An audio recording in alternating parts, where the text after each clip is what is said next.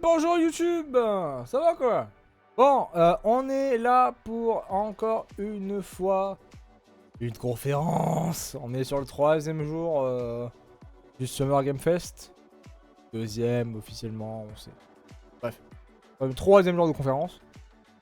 Et ce soir, c'est une petite soirée, mais c'est pas mal quand même. C'est le Tribeca Games Spotlight et pas Showcase. Ça commence dans une petite minute. Alors, pour ceux qui ne connaissent pas le Tribeca Game Spotlight, qu'est-ce que c'est? Alors, à la base, le Tribeca, c'est un festival de films. Tribeca Film Spotlight, je crois, du coup, justement. Et en gros, c'est tout ce qui est film, court-métrage, c'est un festival de films, quoi. Et du coup, le Tribeca Game Spotlight, c'est quoi? Assez souvent, c'est pas des AAA ou des gros trucs. Très souvent, c'est des expériences très intéressantes et très importantes, mais en termes de cinématographie. Dans le sens où, il y a quelques années, c'est eux qui avaient présenté le jeu 20 Minutes, qui était un jeu avec William Dafoe et Daisy Ridley et James McAvoy. Voilà, donc des gros noms. Et en fait, c'était des acteurs qui étaient dans le truc et tout. C'était un peu de clic, hein. Le gameplay était pas incroyable, mais l'histoire et la loupe du jeu était très intéressante. Donc voilà. Et on est parti! The city is back and it's exciting. Ah, ça commence déjà. It's a fantastic film festival that really gets to the soul and the heart of downtown New York filmmaking. Le Tribeca Festival. It's about the vibrance and the culture of New York, and we pull it all together with films, games, immersive Il y a du experience. monde. Allez, d'ailleurs. We share our narratives now differently. There are so many more things that games can be. Ever since I was a kid, I would play video games 24/7. Every time I wanted to relax, every time I wanted to step out of the world for a bit. You know, some people might say, well, go read a book. And I'm like, I don't want to read a book. I want to be in an interactive adventure. I want to feel like I'm part of the story. Ah, c'est vraiment bien. I am Julian Cordero and my game is Despelote. Goodbye Volcano High. Stray Gods? A Highland Song. Chants of Sinner. Oula. Nightscape. Ah, il y a du beau jeu. Hein. Oh, il y a même du putain de douleur. Welcome to Tribeca Games. Let's go! Tribeca Games.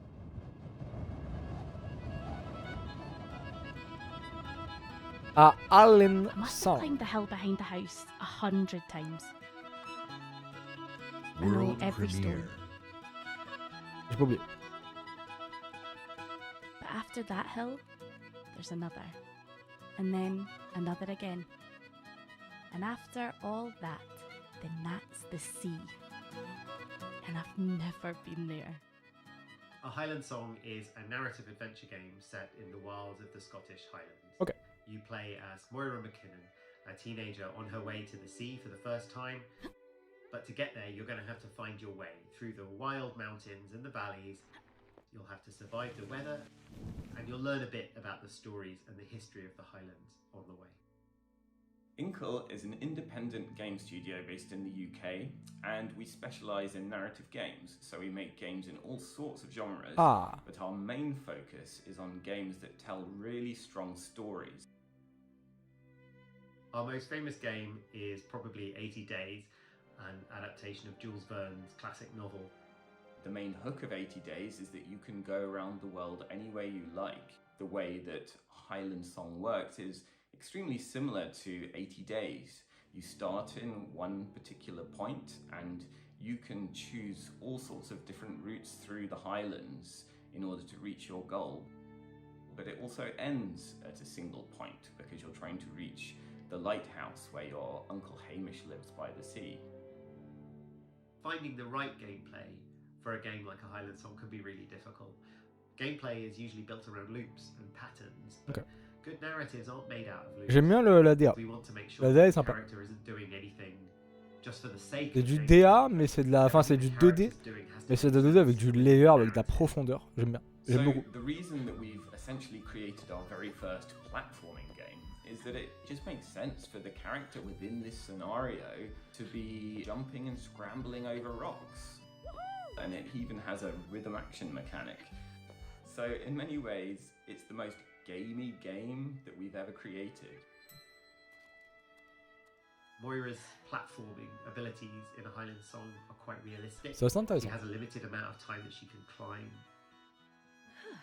She gets hurt if she falls too far. She can rest to recover her strength. She gets affected by weather and affected by nighttime and affected by cold.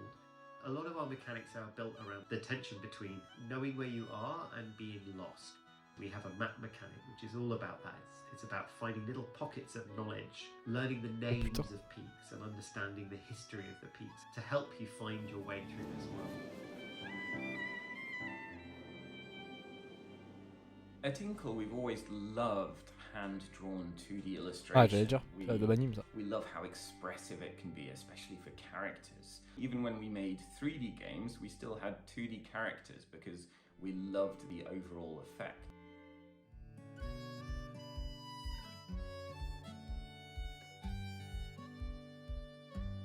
I grew up in Scotland. When I was a teenager, I went up into the Scottish Highlands with 3 friends, and we got lost, and we had to stumble through rivers and bogs. It was really quite a chilling, scary experience.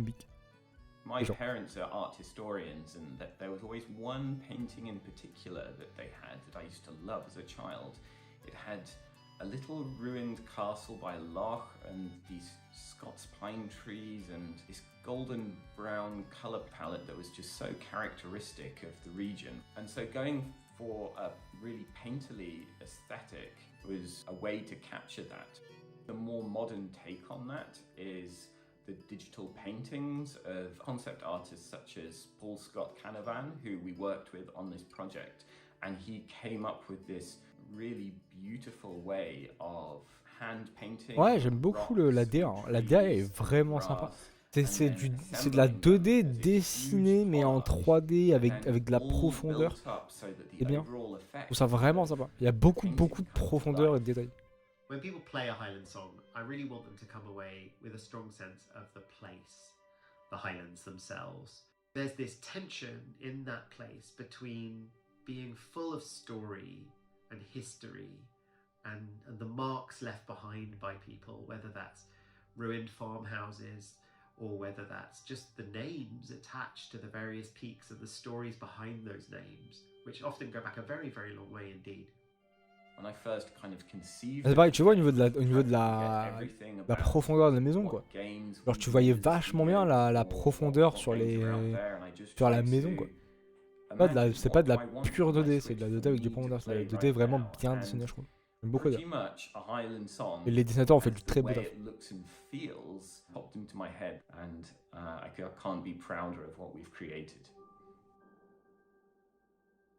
Et donc ça s'appelle la Highland Song et c'était le premier jeu des Tribeca Games. Deuxième jeu, Goodbye Volcano High. Alors. On l'avait déjà vu je crois celui-là. Et maintenant c'est Co-op is a game studio that's based originally in Montreal but is now remote and worldwide. It is a cooperative. Basically that means that we make all major decisions together. We decide whether we want to work 4 days or 5 days. Spoiler alert, we decided to do 4 days a long time ago. We present concepts when we are starting to put together things, and we all vote on what we think is what everybody would like to work on. And you feel more attached to what you're making because you voted for it, you chose it. It was really important for us to feel like this was a different space where people actually could be the voices behind the games that we make. We are the makers of some charming, fun games like Winding Worlds and Nog and the upcoming Goodbye Volcano High. Goodbye Volcano High is a cinematic visual novel about dinosaurs in their final year of high school. At the start of the year, they find out that a meteor is coming. And the game is about asking yourself, what would you do if you had 1 year left? Who would you be? Who would you want to love? And how would you want to go out? I vote yes. I don't think this is a voting type situation. I mean, it does kind of belong to all of us. Or It was supposed to. It does. You did a great job. So, what do you say, Fang?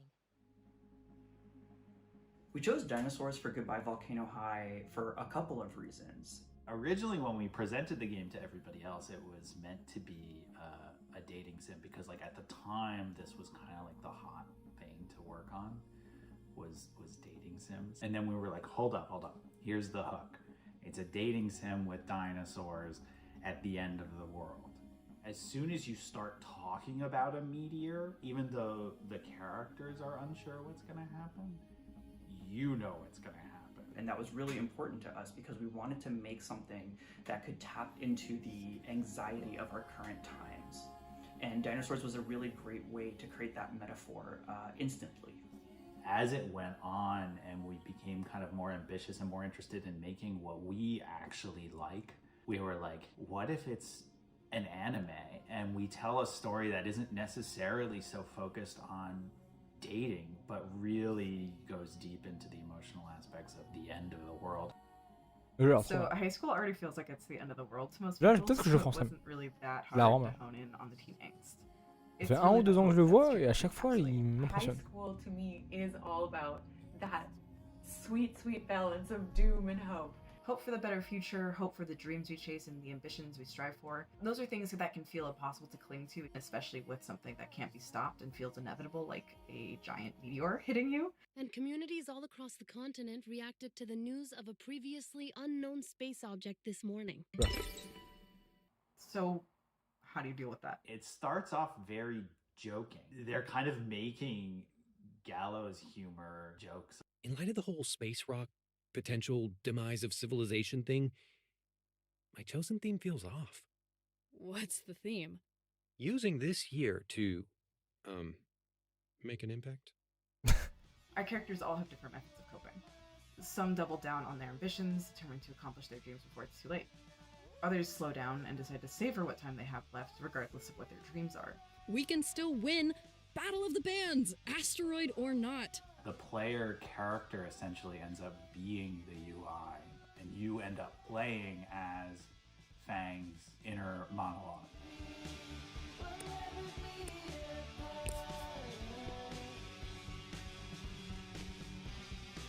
I think this means she's rooting for us? Music is really important in Goodbye Volcano High. Même la VA a l'air I would bonne. actually say music is really important to our studio and all of our games. It's core to our DNA, and music is central to the identity of the people who make the game, and so it is central to the identity of the game itself and the characters within it. There's no performance in this game that is separate from the narrative. It is essentially the same as having a... Ça me fait un peu penser à du Life is Strange, je vais pas vous mentir. But you're playing music. Ça me fait beaucoup penser à du Life is Strange, c'est pour ça que j'ai envie de jouer.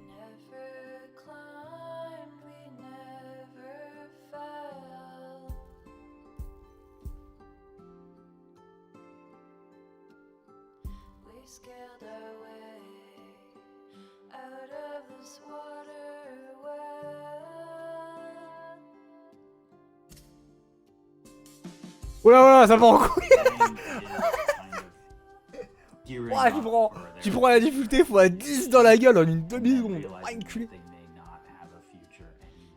So those two things are kind of clashing in their brain. Voilà, monter en difficulté, ça rase. Je vais mourir.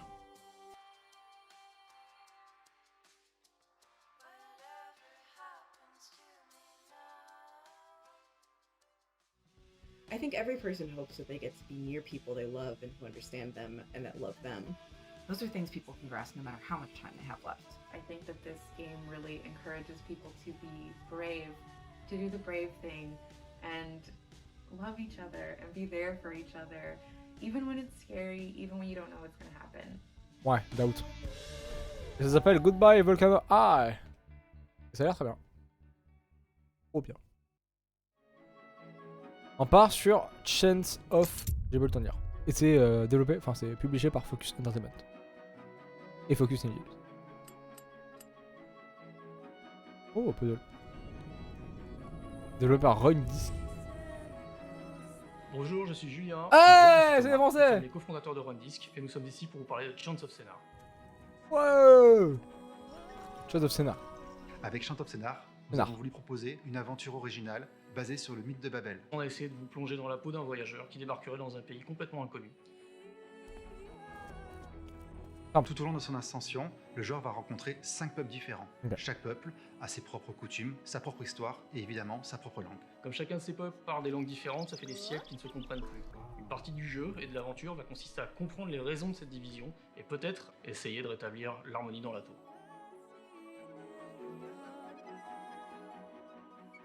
Ouais, screenshot. Quand on a compris qu'on voulait travailler sur les langues, on a eu cette idée de s'inspirer de la tour de Babel, parce que c'est un mythe qui est très puissant, qui parle des hommes qui essayaient d'atteindre le ciel en construisant une gigantesque tour. Et ça a déplu aux dieux qui ont décidé de les frapper d'une malédiction, en leur faisant tous parler une langue différente. Très con. Ce qui est important et original dans le jeu, c'est que les langues sont des puzzles en soi. Pour nous, un mot c'est pareil qu'un levier, une porte, une clé. On comprend des langues en résolvant des puzzles, et résoudre des puzzles nous permet de comprendre des langues. Ah, intéressant.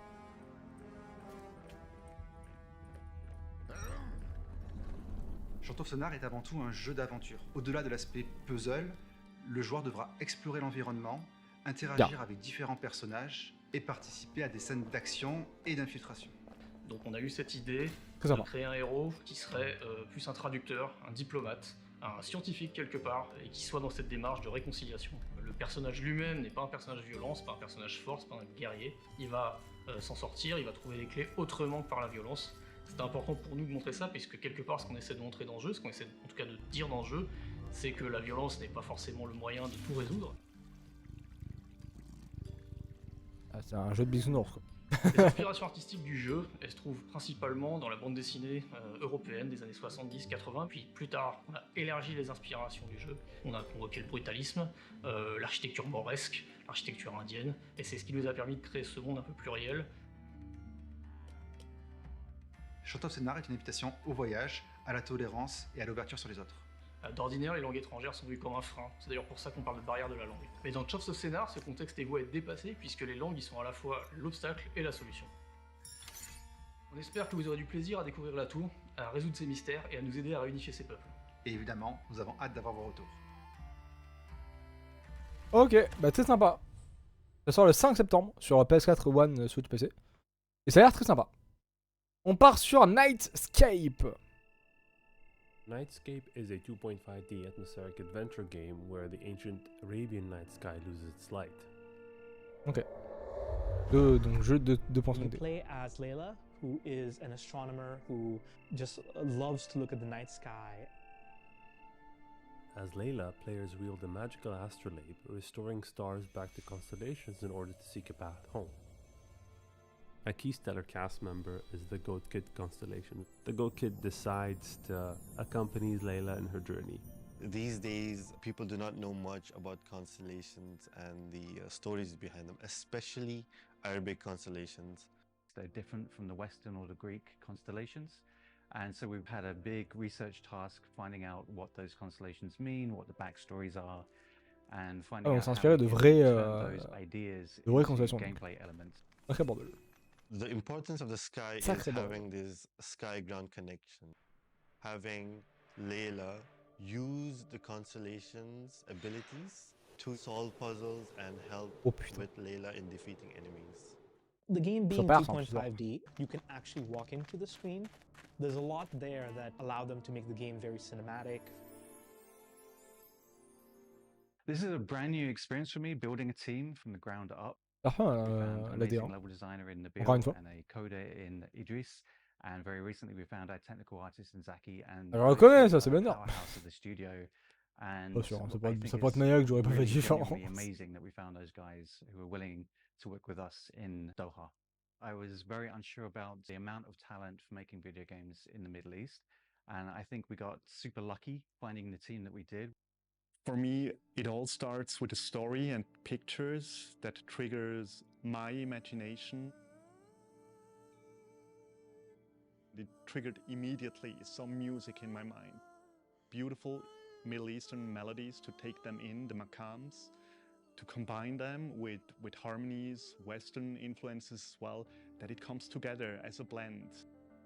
In my mind, designing sound is a bit like playing with clay. like trying to model this clay, this sound, manipulate, edit, cut.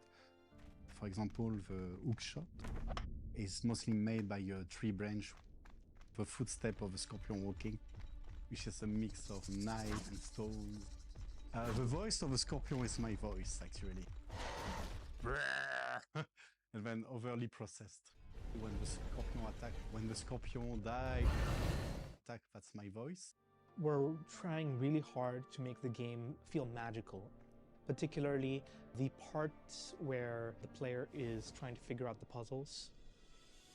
Being in a country like the Philippines where my hometown had about zero pollution, so looking at the stars was one of my hobbies, which is why Nightscape appealed to me a lot.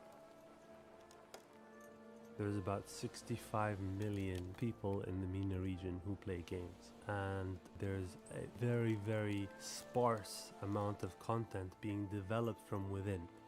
We want to push that boundary, and we want to create fun and meaningful games with the Middle East in mind, utilizing its culture Le jeu a l'air rich vraiment, traditions and vraiment history sympa par to contre. really inspire Pas cher. ideas for games going forward. And ultimately build a bridge towards understanding the Middle East better. Et donc ça s'appelle Nightscape. Ça a l'air vachement bien. Développé par Maison Studio. Ok, on switch et on va aller voir Stray Gods. Ça a l'air trop bien ça aussi. Non, avec la musique déjà.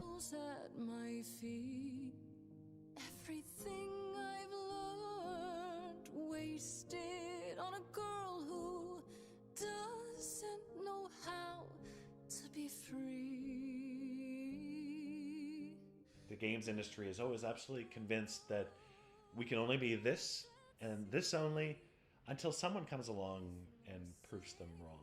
Stray Gods is a role-playing musical where you control the song. You play as Grace, a college dropout who's not quite sure what to do with her life. A woman living in the modern world who encounters the last of the Greek muses. Calliope?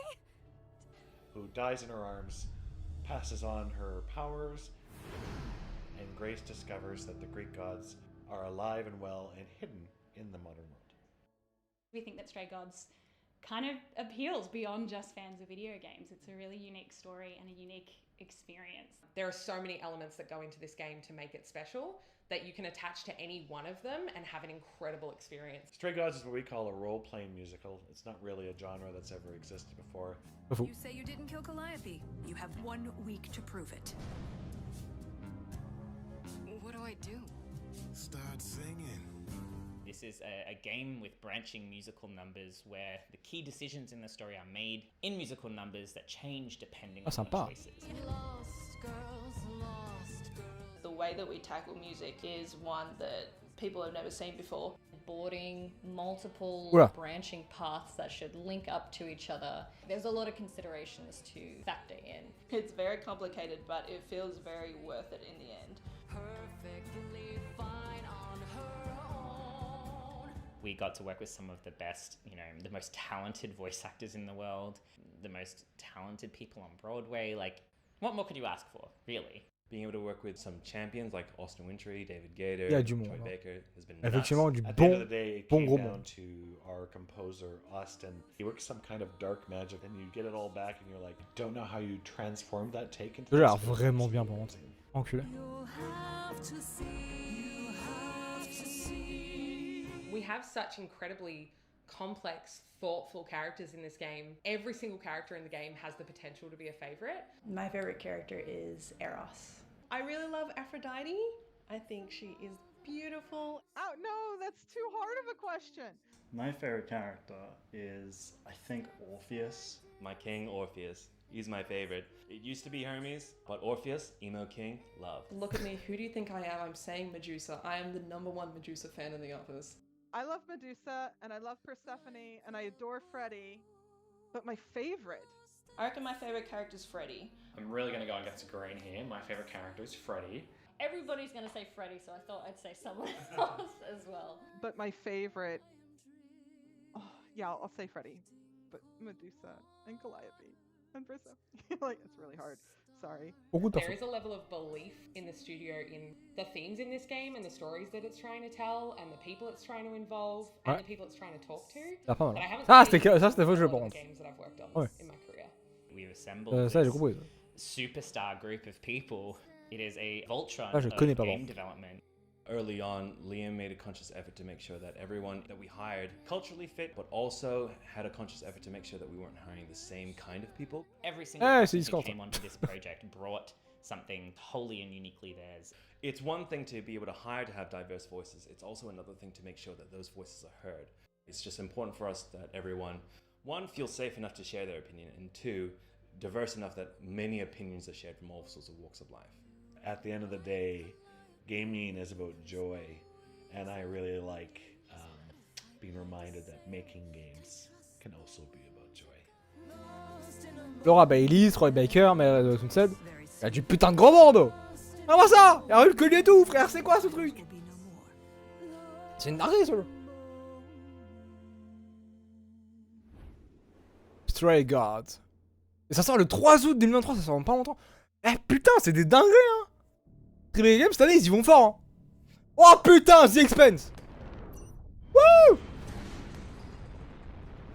Eh, ils y vont fort cette année, Tribeca. The Expanse is an exceptional intellectual property and that it's Et oui, c'est Deck9. Donc bien évidemment qu'on va le faire en stream. Bien évidemment qu'on va le faire en stream. What is so compelling about it is that it works in several different mediums, right? I mean, we began with the books. And then I think what was so special about the television show was that it was almost like just another window of looking in at this same story. So what's unique about the way that we tell stories is that we give our players agency over the character they're playing, which basically means that their choices shape the overall story, so they're actually living in the story as opposed to just following along with it.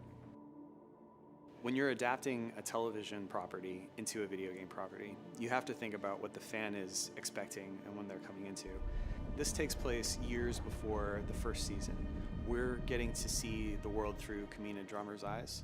She is a belter, somebody who's out in deep space. Moi, ça tombe bien, j'ai pas regardé la série. On a planet, so her perspective is really different. Et j'attendais Jojo pour regarder la It's série. hard for me to look at these moons without thinking about the Earther research colonies exploiting all the resources on them and giving nothing to the belt. I hoped to portray her, especially at the beginning of the video game, as a little bit more vulnerable and open. Ça a l'air beaucoup trop bien. And to see the events that Et je sais qu'il y a beaucoup de monde qui l'attend sur. to harden. Just like Ceres, bossing everyone around, only this time no dolls to keep you on the leash, yeah?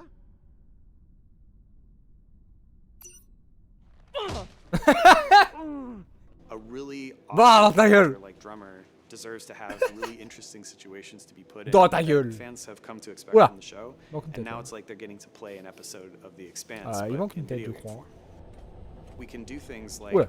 put 0G in the game, but we have to think about it from what's a good interaction medium, and changing that from what you may have seen in the show slightly to make sure that it's something that you can grok immediately and that feels good on the sticks, but that is also representative of what you see in the show.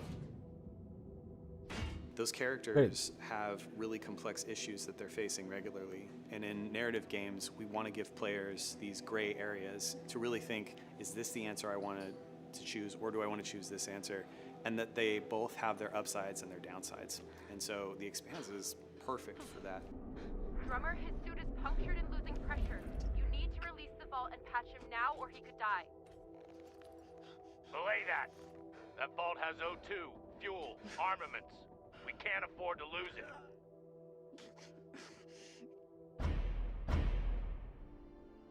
It was a really interesting challenge to come at the same character in a completely different medium. Deck9 is a video game studio. We are known for our narrative, our characters, and our motion capture technology. It's a completely blank white room. You've got some tape on the floor, maybe a few things made out of wire to show where a door frame might be or something like that, but otherwise it's pure imagination. I assume you didn't come here to talk about crystals. We have a new target. What is it this time, El Dorado? The Fountain of Youth? Let me guess. The Falcon Horde of Venus? The UNN Urshanabi. Cap believes this. Peut-être tech pour avoir des textures pas ouf. Faites les couilles, we putain. are really excited for Mais tel people to budget, sérieux. experience in the Expanse of Telltale Mettez series plus de budget. is the emotional performance that we're getting from our actors that comes through with our technology and from our animators that really bring out the personality of these characters. I work for you, but you don't own me. Believe me, I'm well aware. Just want to make sure you're not having second thoughts about our deal. Oh, come on. We're equal partners. We pay the crew, the costs, and the overhead. The rest is 50-50. You and me. I mean, that's the joy and the beauty of a job like this, is that I get to play. We're hoping that you form these bonds with these characters and that they are something that you carry with you after you're done playing the game and you're thinking about it later. That to me is always a testament of good storytelling, is am I thinking about it long after I experienced the game itself. The Expanse à Telltale Series, développé par Telltale, Take9 et Alcon Interactive Group. Et c'est fini pour Telltale, c'est fini pour The Expanse, et on switch sur Despilote. Despilote? Je sais pas. I am Julian Cordero, and I'm the lead developer and programmer in Despilote. Despilote. Despilote is a game about soccer, and it's a slice-of-life adventure game set in 2001, okay, when Ecuador was really close to qualifying to the World Cup for the first time. Everybody was incredibly excited about this moment, and you see it through the eyes of an 8-year-old kid kicking a ball around with your friends in the park. ¿Vamos a jugar? When I was growing up, I played a lot of soccer. In Ecuador, the culture of soccer is very big, and if you're a boy and you're not playing soccer, it's like hard to make friends. A lot of like my best friends I made were through playing soccer. But then when I moved to the US, I wasn't really watching or playing soccer for a few years. That sort of made me like take a step back from it. I sort of like realized this, and I was like, oh, like this had such a big role in my life. I wanted to make this game to sort of like figure out what it was that was really interesting about soccer growing up.